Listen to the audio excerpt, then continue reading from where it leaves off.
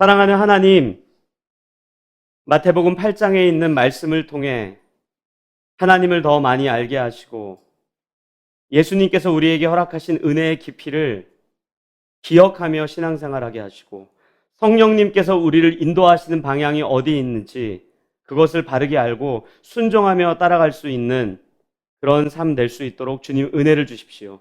예수 그리스도의 이름으로 기도합니다. 아멘. 여러분들 요나서를 보면요, 하나님이 요나에게 명령을 한 가지 하십니다. 그리고 결론적으로 요나는 불순종합니다. 이게 요나서의 핵심입니다. 하나님이 이제 구체적으로 이런 말씀을 하시죠. 요나야, 아수르에 속해 있는 니느웨라고 하는 도시에 가서 복음을 전해주겠니? 그때 요나가 싫습니다. 이렇게 이야기하죠. 우리 그 본문 보면 어떻게 불순종할 수 있는가? 어떻게 요나 그럴 수 있는가? 이렇게 생각할 수 있습니다. 근데 요나 입장에서 보면 크게 두 가지 불순종했던 이유가 있습니다. 제가 여러 번 말씀드렸지만 첫 번째는 그때 당시에 아수르라고 하는 국가가 어떠했는가를 모르는 사람이 없었습니다. 굉장히 악한 사람들이었습니다.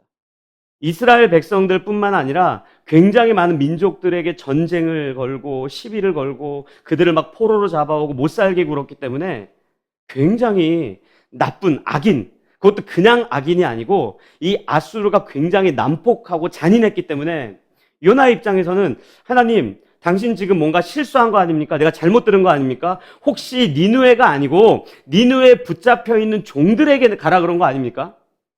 그들에게 핍박당하는 국가들에게 복음을 전하라는 거 아닙니까? 이렇게 한번 하나님 앞에 다시 한번 물을 정도로 요나의 입장에서는 어떻게 그럴 수 있습니까? 이거 아닙니다. 이렇게 이야기하기 충분합니다.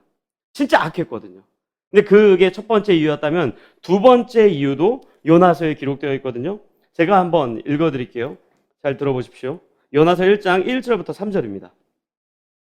여호와의 말씀이 아미떼의 아들 요나에게 임하니라. 이르시되 너는 일어나 저 큰 성읍 니느웨로 가서 그것을 향하여 외치라. 그 악독이 내 앞에 상달되었음이니라 하시니라. 그러나 요나가 여호와의 얼굴을 피하려고 일어나 다시스로 도망하려 하여 욥바로 내려갔더니 마침 다시스로 가는 배를 만난지라. 여호와의 얼굴을 피하여 그들과 함께 다시스로 가려고 뱃삭을 주고 배에 올랐더라. 아멘. 뭐라고 기록되어 있습니까?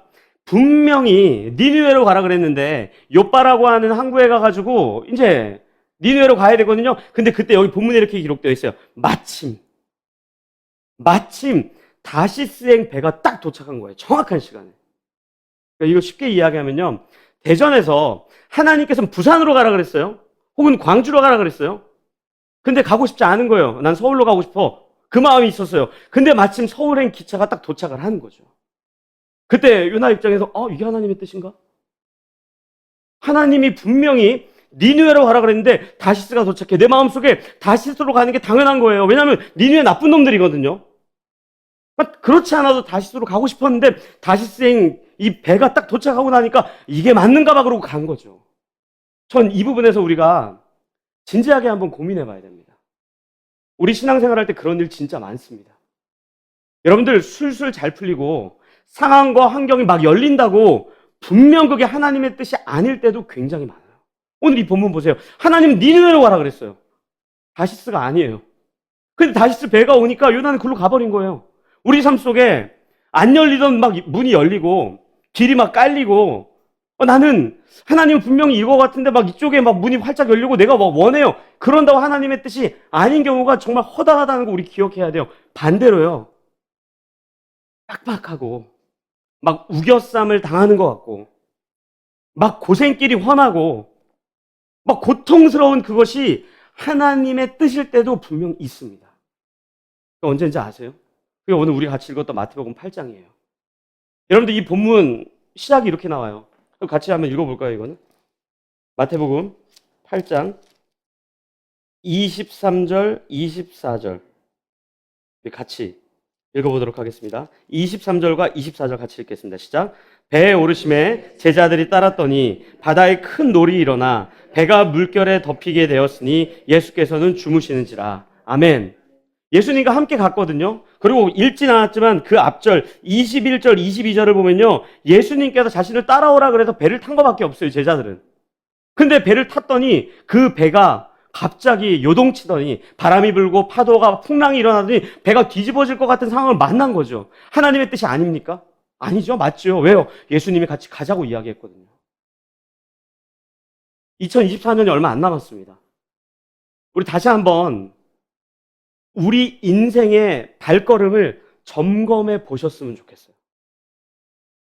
내가 원하고 바라는 것, 나의 경험과 지식, 나의 과거에 걸어왔던 그 발걸음을 옳다라고 생각하고 살아가고 있는지, 아니면 하나님의 말씀이 길이요 진리요 생명이다라고 선택하며 살아가고 있는지 우리 점검할 수 있어야 됩니다. 상황이 답답하고 상황이 열리지 않고 힘든 상황이라 할지라도 하나님께서 이 말씀을 통해 말씀하셨다면 그 길이 우리 인생의 길이고 진리예요. 다시스 배가 도착했다고 여러분들 다시스 배 타지 마십시오. 하나님의 뜻이 아닐 때도 있는 거예요. 반대로 바람이 불어서 풍랑이 일고 배가 넘어질 것 같은 그 상황, 이게 하나님의 뜻이 아닌가? 아니요. 만약에 하나님께서 그 길을 가라고 이야기하셨다면, 그것이 여기에 기록되는 말씀이라고 한다면, 그게 비록 지금은 바람이 불어서 파도가 치고 풍랑이 일어서 그 배가 넘어질 듯 말 듯 정말 죽을 것 같은 그 상황이라 할지라도 그것이 하나님의 뜻이 맞다라고 한다면 그 길을 걸어가는 것이 우리 그리스도인들의 귀한 발걸음이요 기준이 돼야 됩니다. 오늘 그렇게 예수님께서 제자들을 그 길로 인도하고 있는 거예요. 그럼 우리는 질문할 수밖에 없어요. 왜 하필 거기입니까? 왜 그 길입니까? 오늘 본문에 나와 있습니다. 25절, 26절, 27절까지 같이 한번 읽어보겠습니다. 25절, 26절, 27절입니다. 같이 읽겠습니다. 시작. 그 제자들이 나와 깨우며 이르되 주여 구원하소서 우리가 죽겠나이다. 예수께서 이르시되 어찌하여 무서워하느냐 믿음이 작은 자들아 하시고 곧 일어나사 바람과 바다를 꾸짖으시니 아주 잔잔하게 되거늘 그 사람들이 놀랍게 여겨 이르되 이가 어떠한 사람이기에 바람과 바다도 순종하는가 하더라. 아멘. 이 막 바람이 불고 파도가 치니까 제자들이 죽게 생겼단 말이에요. 그랬더니 뭐라 그래요? 예수님, 구명조끼 어디 있습니까? 구조선 어디 있습니까? 이렇게 묻지 않습니다. 예수님께 솔직하게 예수님 죽을 것 같으니까 살려주십시오. 괜찮은 믿음 아닙니까? 예수님 빨리 일어나 보세요. 지금 큰일 났어요. 지금 이렇게 되는데 구명조끼 지금 깔고 누워서 주무시면 어떡합니까? 빨리 구조선 풀어야죠. 그렇게 한 게 아니고 예수님께 이야기했다고요. 예수님 살려주세요. 죽을 것 같아요. 괜찮은 믿음 아닙니까? 근데 예수님께서 뭐라 그래요? 나무라시는 거예요. 심지어 뭐라 그래요? 어찌하여 무서워하느냐 믿음이 작은 자들아. 우리 중에 이것보다 훌륭한 믿음을 나타낼 분 있습니까? 제자들이 예수님께 예수님 죽게 생겼으니까 살려주십시오. 이거보다 더 훌륭한 믿음이 어디 있어요? 근데 예수님 나무라시거든요. 사실 이게 이해가 안 돼야 정상이에요. 근데 이제 27절에 그 정답이 있습니다. 우리가 27절 다시 한번 큰 목소리로 같이 읽겠습니다. 시작. 그 사람들이 놀랍게 여겨 이르되 이가 어떠한 사람이기에 바람과 바다도 순종하는가 하더라. 아멘. 여러분들 여기에 그 사람들이 놀랍게 여겨라고 기록되어 있죠. 이 그 사람들이 제자들이에요. 제자들이 놀란 거예요. 이렇게 얘기하는 거예요. 아니 저 예수님 누구길래 대체 바람과 바다를 순종시키시는가? 더 쉽게 얘기해 볼까요? 예수님 대체 어떤 분이길래 자연까지 통치하시는가? 왜 이렇게 이야기해요? 예수님을 쫓긴 했죠. 예수님을 따르긴 했죠. 근데 예수님을 하나님의 아들이요 전능하신 하나님으로 고백하지 않고 쫓았던 겁니다. 더 쉽게 설명드릴까요? 예수님이 훌륭한 변증가요, 훌륭한 설교자요, 또 훌륭한 교훈을 잘 설명하는 권위 있는 자요, 그리고 기적도 일으키고 아픈 자도 고치고 귀신도 쫓아내는 선지자 중에 한 명 정도로는 생각했지만 그분이 하나님의 아들이며 그분이 진짜 메시아라는 것을 제자들조차 솔직하게 심중 깊은 곳에 믿으면서 따라다닌 것이 아니라 그냥 예수님이 인기를 끄니까 따라다녔던 그 태도가 여기 고스란히 기록되어 있는 겁니다. 우리가 2주 전에 본문을 한번 생각해 볼까요? 백부장이라고 하는 한 인물이 있었죠. 그 인물에게 예수님이 뭐라 그래요? 이만한 믿음을 본 적이 없다. 이렇게 이야기해요. 왜 그래요? 예수님, 당신은 말씀만으로도 이 병자를 치유할 수 있는 분입니다. 라는 그 사실을 갖고 이야기해요. 근데 그 문장 앞에 그냥 이만한 믿음을 본 적이 없다. 이렇게 이야기하지 않으세요. 뭐라고 이야기하는가 하면 8장 10절에 이렇게 나와 있습니다. 들어보십시오. 예수께서 들으시고 놀랍게 여겨 따르는 자들에게 이르시되 내가 진실로 너희에게 이르노니 이스라엘 중 아무에게서도 이만한 믿음을 보지 못하였노라. 아멘. 그러니까 유대인들 중에서도 예수님을 쫓는 제자들 중에서도 이 백부장이 갖고 있었던 그 믿음, 그리고 뭐라 그럽니까? 주님이라고 고백한 그 신앙 고백, 그것이 무엇인지 아는 자가 없다라고 이야기하는 거예요. 지난주 본문 기억나십니까? 서기관이 찾아와서 예수님께 뭐라 그래요? 선생이요, 이렇게 이야기합니다. 주님으로 고백하지 않아요. 하나님의 아들로 고백하지 않아요. 우리의 신앙생활이 왜 하나님 말씀이 진리가 아니라 지금 나의 상황과 나의 생각과 나의 경험과 내 과거 지식에 근거해 살아가는 줄 아십니까? 예수가 하나님의 아들이라고 생각하지 않기 때문에 그래요. 예수님이 하나님의 그 전능하신, 구약성경에 이런 표현으로 기록하고 있어요. 아브라함의 하나님, 이삭의 하나님, 야곱의 하나님. 아브라함 때도 하나님이 주인이셨으며 전능하셨으며 이삭 때에도 동일하셨으며 야곱의 때에도 동일하셨고 오늘 내 인생 속에서도 당신이 주님이시고 주인이시고 구원자이실 뿐 아니라 하나님의 본체이십니다라는 고백이 우리 가운데 없기 때문이죠.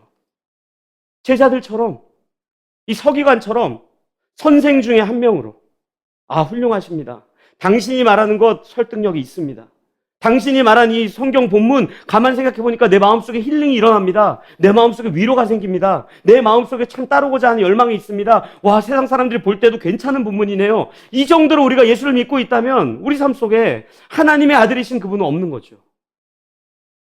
하나님의 아들이라고 한다면, 그분을 우리가 진짜 주님으로 고백한다면, 선생 중에 한 명이나 교훈가요, 뭐 맹자나 공자나 이런 분이 아니라 진심을 다해 우리 인생의 주인이라고 생각한다면, 우리 지금처럼 요나처럼 다시스가 갈 수 있는 그 배에 올라타는 일은 없어야죠. 저는 우리의 신앙이 시작이 예수가 그리스도이십니다, 이 고백에 대한 진정한 의미를 깊이 있게 생각하며 신앙생활 하셨으면 좋겠어요. 여러분들 이거요, 교보문고 같은 데 가가지고 그냥 책 한 권 사서 좋은 메시지 읽으면서 아, 힐링돼, 내 마음의 위로야, 맞아, 이런 말씀이 아니에요. 그냥 좋은 문장 하나, 죄송합니다, 여러분들 중에 혹시 있을 수도 있고 저도 그럴 수도 있으니까 그냥 카카오톡에 말씀 한 구절 딱 올려가지고 아, 이 말씀이 나에게 위로야, 그런 위로가 아니라 진짜 진리요 내 인생의 전부라고 우리의 인생을 걸 수 있어야 된다고요. 제자들에게는 그냥 쫓긴 했지만, 왜요? 사람들이 막 쫓았거든요. 와, 권위 있는 자와 같이 어떻게 이렇게 말씀 잘 전하시지? 야, 어떻게 기적을 만들어내시지? 야, 쫓을만해. 그렇지만 그들 가운데 온 우주를 통치하시고 온 자연을 다스리시는 그 놀라운 전능하신 하나님으로에 대한 고백이 없었단 말이에요. 그게 우리 인생 속에도 어떻게 일어나요? 하나님 신뢰하지 않죠. 예전에 조정민 목사님이 한번 그런 설교를 했어요. 우리는 너무 쉬운 거는 기도 안 한대요. 왜요? 내가 하면 되니까. 너무 어려운 것도 기도 안 한대요. 왜요? 그건 하나님도 못할 거라고 생각하니까. 그게 우리의 삶의 모습 아닙니까? 그럼 우린 말씀 읽는 이유가 뭐예요? 그냥 하루아침에, 그 다음날에, 또 그 다음날 저녁에 나에게 위로가 되는 말씀, 사랑한다 내 아들아. 그렇게 살아가고 있다면 우리도 이 제자들과 같이 살아가는 것과 별반 다를 것이 없는 거죠. 왜 그 풍랑 가운데로 제자들을 끌고 가십니까? 예수가 하나님의 아들이고 전능하신 하나님이라는 걸 보여주기 위해서 그런 거예요. 여러분들 신앙생활은요, 구원을 받고 하나님 나라로 뿅 가는 것, 이게 전부가 되어서 안 돼요. 만약에 그게 전부라면요, 우리 이 자리에 예배드릴 필요 없어요. 예수를 믿기로 결단하고 성부와 성자와 성령의 이름으로 세례를 주노라 하는 그 순간 하늘로 휴거돼버리면 그만입니다. 예수가 그리스도가 맞는 것 같아, 인격적으로 참으로 그런 것 같아, 그 고백을 하는 순간 그냥 뿅 하고 사라져버리면 그만이에요. 하나님 품에 안기면 그만이에요. 근데 왜 여전히 우리를 오늘도 그 풍랑 가운데로, 왜 이 세상으로 우리를 내모십니까? 예수가 그리스도라고 고백하면서도 선생 중에 한 명으로, 선지자 중에 한 명으로, 날개를 달고 내 기도 제목을 들어주는 천사 중에 한 명으로 이해하고 있는 우리의 얕은 신앙을 깊어지게 하고 넓어지게 하느라고 우리를 조금씩 인도하고 있는 거예요. 그런데 오늘 본문은 거기서 끝나지 않죠. 그 다음 사건으로 이어집니다. 우리가 28절, 29절 두 절을 같이 읽도록 하겠습니다. 28절, 29절입니다. 같이 읽겠습니다. 시작.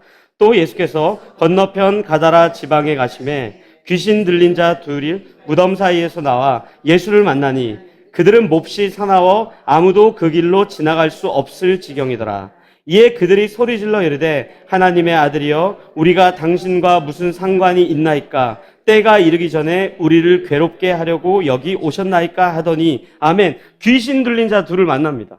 근데 이 귀신 들린 자가 이 본문뿐만 아니라 이게 마가복음에도 나오고 누가복음에도 나오는데 거기에 조금 더 구체적으로 기록되어 있거든요. 제가 누가복음을 좀 여러분들에게 읽어드릴게요. 누가복음 8장 36절, 37절. 들어보십시오. 귀신 들렸던 자가 어떻게 구원받았는지를 본 자들이 그들에게 이르매 거라사인의 땅 근방 모든 백성이 크게 두려워하여 예수께 떠나가시기를 구하더라. 예수께서 배에 올라 돌아가실세. 아멘. 뭐라고 나와 있습니까? 예수님이 귀신 들린 자에게서 귀신을 쫓아내셨더니 그 지역에 있는 사람들이 뭐라 그래요? 예수님 우리 동네를 좀 떠나가 주세요. 이렇게 얘기해요. 마태복음에는요. 그 마을에 있었던 사람들이 여기도 나와 있어요. 들어보십시오. 8장 34절입니다. 읽어드릴게요. 온 시내가 예수를 만나려고 나가서 보고 여기까지는 좋아요. 근데 그 다음 문장 이렇게 나와요. 그 지방에서 떠나가시기를 간구하더라. 아멘. 그러니까 마태복음에는 그 가다라, 그 거라사라고 하는 지방에 있었던 사람들이 귀신 쫓는 걸 보고 예수님을 떠나가십시오. 우리 동네에 있지 마세요라고 이야기하고 누가복음에는 그 지역 가다라, 거라사 지방뿐만 아니라 그 인근에 있는 사람들까지도 예수님께 떠나가 달라고 부탁을 하는 거예요. 여러분들 이게 진짜 말이 안 되는 거 아닙니까? 지금까지의 반응과는 완전 달라요. 우리가 산상수훈 묵상했죠. 그 산상수훈 묵상하니까 수많은 사람들이 놀래요. 그리고 뭐라 그래요? 지금까지 그 어떤 율법학자, 서기관들이 전했던 메시지보다 훨씬 더 권위 있고 훨씬 더 능력 있는 말씀 같습니다. 그리고 사람을 쫓는다고요. 그리고 그 다음에 기적, 중풍병자, 나병 환자 고친 다음도 사람들이 우와 하고 쫓아요. 심지어는요. 요한복음 6장을 하나 읽어드릴게요. 요한복음 6장 15절입니다. 들어보십시오. 그러므로 예수께서 그들이 와서 자기를 억지로 붙들어 임금으로 삼으려는 줄 아시고 다시 혼자 산으로 떠나가시니라. 아멘. 여기에서는 심지어 예수님을 임금 삼으려고 그래요. 이 이야기가 오병이어 기적 뒤에 나오는 거거든요. 그러니까 지금까지 한번 생각해 보세요. 예수님이 가르쳤더니 진짜 권위 있는 분입니다. 내가 당신을 따르겠습니다. 서기관이 뭐라 그래요? 당신 참으로 훌륭한 분입니다. 훌륭한 선생입니다. 내가 따르겠습니다. 오병이어 기적을 본 수많은 사람들이 뭐라 그래요? 임금 되주십시오. 왕 되주십시오. 근데 오늘 이 마태복음 본문에는 예수님 떠나가 달라고 그러는 거예요. 예수님 떠나가십시오. 여기 있지 마십시오. 궁금하죠? 이게 마가복음에 기록되어 있습니다. 마가복음 5장 8절부터 제가 쭉 읽어드릴게요. 들어보십시오. 마가복음 5장 8절 동일한 본문입니다. 이는 예수께서 이미 그에게 이르시기를 더러운 귀신아 그 사람에게서 나오라 하셨습니다. 이에 물으시되 네 이름이 무엇이냐? 이르되 내 이름은 군대니 우리가 많음이니이다 하고 자기를 그 지방에서 내보내지 마시기를 간구하더니 마침 거기 돼지의 큰 떼가 산 곁에서 먹고 있는지라. 이에 간구하여 이르되 우리를 돼지에게로 보내어 들어가게 하소서 하니 허락하신대 더러운 귀신들이 나와서 돼지에게로 들어가매 거의 2,000마리 되는 떼가 바다를 향하여 비탈로 내리달아 바다에서 몰사하거늘 치던 자들이 도망하여 읍내와 여러 마을에 말하니 사람들이 어떻게 되었는지를 보러 와서 예수께 이르러 그 귀신 들렸던 자 곧 군대 귀신 집혔던 자가 옷을 입고 정신이 온전하여 앉은 것을 보고 두려워하더라. 이에 귀신 들렸던 자가 당한 것과 돼지의 일을 본 자들이 그들에게 알림해 그들이 예수께 그 지방에서 떠나시기를 간구하더라. 아멘. 왜 떠나달라 그래요? 돼지떼가 죽었거든요. 쉽게 설명드릴까요? 내 재산 손해봤거든요. 여러분들 오늘 이 본문은요. 예수님이 파도를 잠잠케 하고 귀신을 쫓을 만한 능력이 있는 분이 따릅시다. 이쪽으로 우리를 인도하지 않아요. 마치 알라딘이 소유했던 그 램프처럼 그 지니 램프처럼 그거를 비비면 내 소원을 들어주는 예수님으로 오해하고 있는 우리를 예수님이 누구인지를 드러내고 밝히는 거예요. 귀신을 쫓는 거는요. 예수님 어렵겠습니까? 너무 쉽죠. 여러분들 귀신 들린 자 비참해 보이십니까? 전 더 비참한 사람들이 보이는데요. 자기 마을에 귀신 들린 자가 있음에도 불구하고 그를 긍휼히 여기지 않는 사람들. 그가 귀신에서 자유케 되었음에도 불구하고 그 기쁨을 함께 공유하지는 못할지언정 오히려 잃어버린 돼지떼를 아까워하며 예수님, 사람이 죽던 말도 상관없고 내 돼지떼가 손에 있는 거 나는 못 참겠으니까 마을을 떠나주세요라고 하는 비참함이 여기, 그 참담함이 여기 담겨 있는 거죠. 백부장이랑 너무 비교가 되지 않습니까? 자기의 사비를 털어 유대인들을 위해 회당을 만들어주고 재산에 불과한 하인을 긍휼히 여기면서 그를 낫게 해달라고 본인이 지배층인데 지배를 받는 사람 앞에 고개를 조아리고 내 하인을 고쳐달라고 간구했던 그 유대인과 오늘 본문에 나와 있는 사람들이 너무 대조되지 않습니까? 오늘 본문을 보세요. 그 귀신 들린 자가 자유케 되었더니 마을 사람들이 기뻐했더라. 아무도 관심 없어요. 오히려 백부장처럼요. 예수님, 우리 마을에 귀신 들린 자가 있는데 자기의 몸을 막 자해를 하고 불에도 뛰어들어가고 막 죽으려고 그러는데 제발 좀 살려주십시오. 내가 이 생명 살리는 일에 내가 뭐든지 다 하겠습니다. 제발 살려주십시오. 이렇게 나와 간구해야 되는 거 아닙니까? 그 돼지떼가 몰살하더니 예수님 필요 없는 거죠. 우리의 신앙을 한번 점검해 보세요. 우리가 살고 있는 사회를 보세요. 똑같지 않습니까?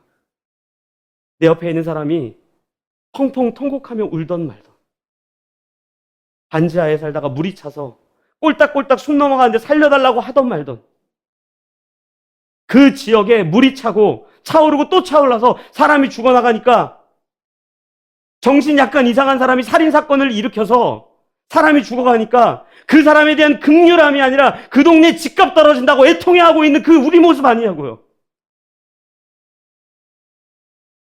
예수님은요, 우리 마음속에 있는 돼지떼를 100마리에서 1000마리로 늘려주는 주님이 아니에요. 1000마리에서 10,000마리로 늘려주는 분이 아니라고요. 10만 마리 아니라고요. 그 귀신 들려서 변변치 못한 삶을 살아가고 있는 그를 향해 긍휼함을 갖고 그를 고쳐주시는 분이라고요. 오늘날 교회에 그런 예수님이 진짜 있습니까? 우리 삶 속에 나 말고 누가 있습니까? 우리 너무 예수님 오해하는 거죠. 예수님, 내가 한 번 비비고, 2번 비비고, 3번 비비고, 4번 비비면 언제 나타나실 거예요? 뿅! 자, 소원을 말해봐라. 내 돼지떼를 2,000마리가 아니라 2만 마리로 만들어 주십시오. 10만 마리로 만들어 주십시오. 100만 마리로 만들어 주십시오. 귀신 들린 자가 아파하든 말든, 저 사람이 통곡하던 말든, 진짜 참담한 거는요, 귀신 들린 자가 아니라고. 귀신 들린 자는요, 뭐라 그런지 아세요? 나중에 본문을 보면 그렇게 나와요. 예수님, 나와 함께 머물러 주십시오. 우리의 돼지떼가 손해보아도, 우리의 모든 것을 잃어도 그렇게 이야기할 믿음이 우리에게 있습니까? 전 이 땅에 있는 교회가 다시 한번 하나님 말씀을 붙들고 그 말씀 앞에 서서 내 마음 속에, 내 신앙 속에, 나의 믿음 가운데 돼지떼로 가득 차 있는 것은 아닌지, 아니면 진짜 예수님이 있는지를 점검하셨으면 좋겠습니다. 우리가 참 좋아하는 다윗이 말년에 한 번 그런 모습 보여주세요. 자, 이거는 메시지 성경으로 여러분들에게 읽어드릴게요. 사무엘하 18장입니다. 사무엘하 18장 1절부터 5절. 잘 들어보십시오. 메시지 성경이라 좀 쉬울 거예요. 다윗은 병력을 조직하여 천부장과 백부장을 임명했다. 또 군대를 셋으로 나누어 3분의 1은 요압 밑에, 3분의 1은 스루야의 아들이요 요압의 동생인 아비새 밑에, 나머지 3분의 1은 가드 사람 이떼 밑에 배치시켰다.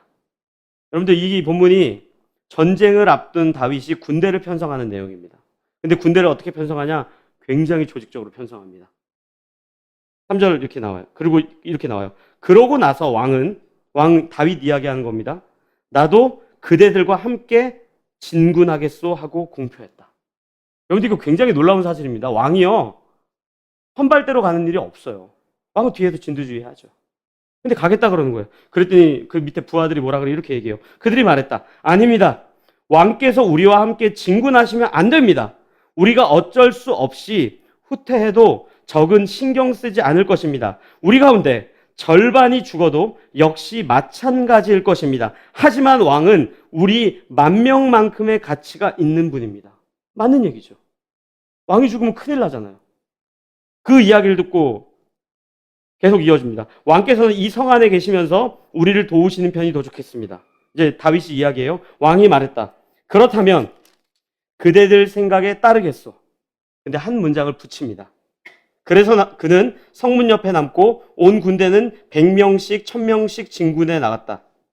이제 왕이 한 문장 붙여요. 그때 왕이 요압과 아비새와 이때에게 명령했다. 나를 생각해서 어린 압살롬을 너그러이 대해 주시오. 왕이 압살롬에 대해 새 지휘관에게 내린 명령을 온 군대가 들었다. 아멘. 어떤 뜻인지 아세요? 이 전쟁이 다윗과 다윗의 아들 압살롬의 전쟁이에요. 아들이 아버지고 뭐고 돈이 최고야. 가족이고 뭐고 권력이 최고야. 아빠 죽이고 내가 왕 한번 해먹어야지. 나 이스라엘 왕 될 거야. 그리고 정군에 오는 거예요. 군대에서 뭐라 그런지 아십니까? 다윗이요. 당신의 아들이고 뭐고 아들이 한 명도 아니고 지금 저 쿠데타를 막지 않으면 이스라엘이 넘어갈 수도 있고 당신의 생명도 보지 못합니다. 싸워야 됩니다. 그때 다윗이 뭐라 그래요? 군대를 편성하죠. 근데 솔직히 군대를 편성한 목적과 이유가 뭐였습니까? 그 아들 대신 본인이 전사하려고 그랬던 거예요. 너그러이 대해주면 어떤 일이 일어나요? 그냥 화해하고 끝납니까? 절대 화해하고 안 끝나요. 다윗이 죽겠죠. 그 생명을 내던지는 모습이 사무엘하 18장에 기록되어 있다고요. 우리가 살고 있는 사회를 한번 생각해 보세요. 교회에서조차 돼지떼가 전부입니다. 조금이라도 내 것을 손해보면 그때 예수님은 잠깐 내 호주머니 속으로 들어가 계셔야 돼요. 내가 바라는 것이 있을 땐 문간방에 계시다가 내가 피하고 싶은 것이 있을 땐 뒷방으로 가셔야 돼요. 우리의 신앙생활이 돼지떼를 증가시키는데 예수를 믿고 따르고 있다면 우리 진짜 잘못 가고 있는 거죠. 우리 성찬할 때도 확인했잖아요. 세상은 그렇다고요. 그래요. 우리는 아니잖아요. 한 생명의 아픔을 우리가 돌볼 수 있어야 되는 거 아닙니까? 내가 조금 손해보더라도 양보할 수 있어야 되는 거 아닙니까? 적어도 돈보다는 생명과 인격이 우선돼야 되는 거 아닙니까? 저는 늘 얘기하지만요. 저 기도해요. 여러분들 다 부자 되게 해달라고. 그래가지고 제가 적어도 뭐 30명은 넘으니까요. 하루에 한 번씩 밥 얻어먹게 해달라고 기도해요. 제발 부자 돼가지고 내가 맛있는 거 내가 얻어먹어야지. 돈 필요합니다. 근데요. 적어도 생명과는 바꾸면 안 되죠. 우리의 인격과는 바꾸면 안 되죠. 우리의 인생과는 바꾸면 안 되죠. 내 돼지떼가 조금 손해를 본다고 귀신 들려서 자해하고 있고 죽을 것 같은 그 사람을 내팽겨치고 그런 예수라면 우리 마을에 없어도 된다라고 이야기하지 말아야죠. 그게 교회죠. 우리 사랑하는 라이프케 가족 여러분, 진지하게 우리 스스로에게 질문해 보십시오. 우리 예수님 너무 오해하고 있지 않습니까? 예수님을 그냥 좋은 이야기 해주는 선생으로, 혹은 예수님을 열심히 쥐고 흔들면 내 돼지떼를 늘려주고 또 늘려주는 그런 어떤 마법을 부리는 요정과 같이 생각하고 있다면 2024년 한 달 남았는데 이 한 달 동안 말씀 앞에 서서 진지하게 우리의 신앙을 점검하며 예수를 그리스도로 고백하고 하나님의 아들로 고백하고 정말 그 하나님이 누구신지를 드러내는 그런 한 해가 되었으면 좋겠습니다. 그래서 그 일을 하러 우리에게 오신 거예요. 마귀가 물어보잖아요. 마지막에 예수님 왜 당신께서 마지막 날에 하실 일을 지금 또 하시려고 그러십니까? 마지막 때 종말의 때 하실 일을 왜 지금 갑자기 찾아와서 하시려고 하십니까? 그 뭐예요? 왜 나를 쫓아내려고 하십니까? 그게 귀신 들린 자에게서 쫓아내는 것 같으십니까? 저는 그렇게 본문이 안 읽혀요. 어떤 건지 아세요? 그걸 보고도 아무런 감정이 없이 피폐해질 만큼 피폐해지고 참담해질 만큼 참담해지고 비참해질 만큼 비참해진 그 동네에 살고 있는 마을, 그 사람들의 마음을 고치시기 위해 찾아오신 그 예수님, 그 일을 오늘 우리에게 하시는 거예요. 우리 이 시간 그렇게 같이 기도했으면 좋겠어요. 두 가지 기도했으면 좋겠어요. 첫 번째, 주님, 내가 예수님을요 진짜 하나님의 아들로 믿게 해주십시오. 첫 번째 이 기도하고, 두 번째는요, 주님, 사랑 없는 나를 고쳐주십시오. 나를 불쌍히 여겨주십시오. 정말 나를 긍휼히 여겨주십시오. 한 사람의 생명보다 돼지떼가 전부라고 생각하고 있는 나를 주님 고쳐주십시오. 그게 우리 교회가 되게 해주십시오. 이 마음을 갖고요, 우리 간절히 2024년 주님 앞에 올려드리며 2025년 또 주님을 신뢰하며 같이 그렇게 우리 기도하도록 하겠습니다. 기도하시겠습니다.